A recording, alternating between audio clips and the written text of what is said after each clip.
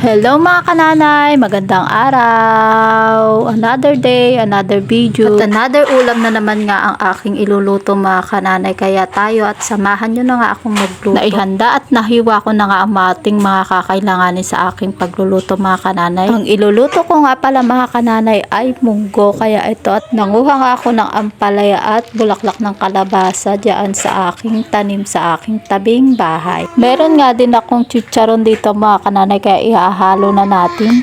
Habang nagkakagulo ang mga anak ko sa nilagang saging, may iyakan pa nga nagaganap mga kananay. Tinihipan ng kuya niya yung kanyang saging. Ang akala niya siguro ay walang kanya. Kaya nga nung mabigyan ay di laking tuwa naman. At nagtigil nga din sa pag-iyak. Ayan at masayang-masaya na nga. Kasi nga sila ay mahilig din sa nilagang saging. Kaya natutuwa na nga din ako na kahit papano, kahit ano lang yung ibigay mo sa kanila ay hindi sila maselan o hindi sila mapaghanap. Lalo na nga sa estado ng buhay namin na simpleng-simple lang talaga. Kaya maituturing ko na nga ding blessing mga kananay yung hindi nga sila mapaghanap. Balik nga tayo sa aking niluluto mga kananay. Ayan at naggisa na nga ako ng bawang, sibuyas.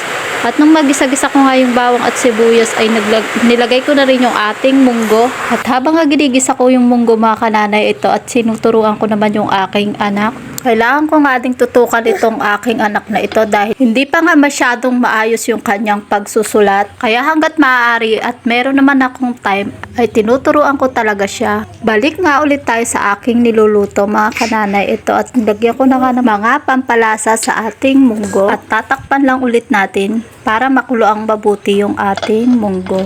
Ilalagay ko na rin yung ating pork cube at isusunod ko na nga rin ilagay yung ating bulaklak ng kalabasa at dahon ng malunggay. Pamali-mali na naman nga mga kananay. Dahon nga pala ng ampalaya yan mga kananay. I-share ko nga din sa inyo mga kananay na yung bulaklak ng kalabasa at yung talbos ng kalabasa ay nauulam dito sa amin at naihahalo namin sa iba't ibang mga lutuin tulad na lang ng pakbet at isa nga doon ay ang munggo.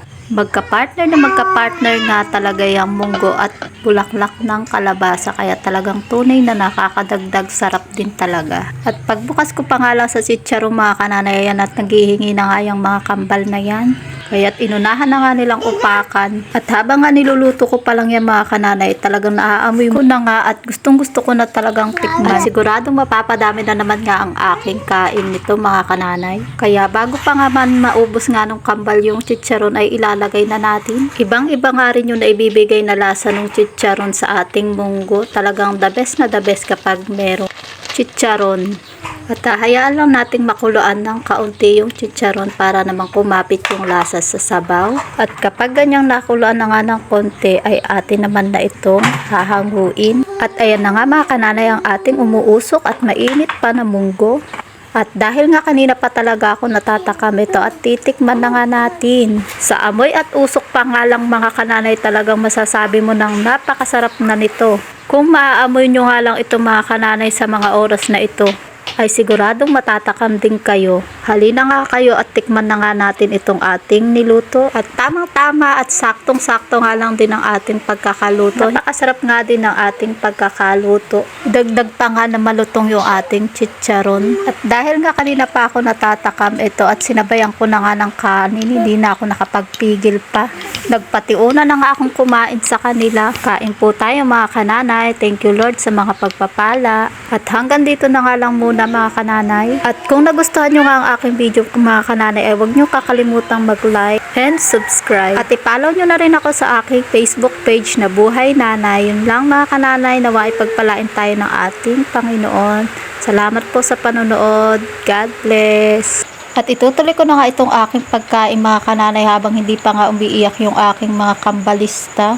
At para na nga rin takamin kayo sa aking pagkain. At pagluto na nga rin kayo ng munggo mga kananay dahil hindi lang naman pang-biyernes ito dahil pang araw-araw din na ulam. O shot, paalam na muna mga kananay.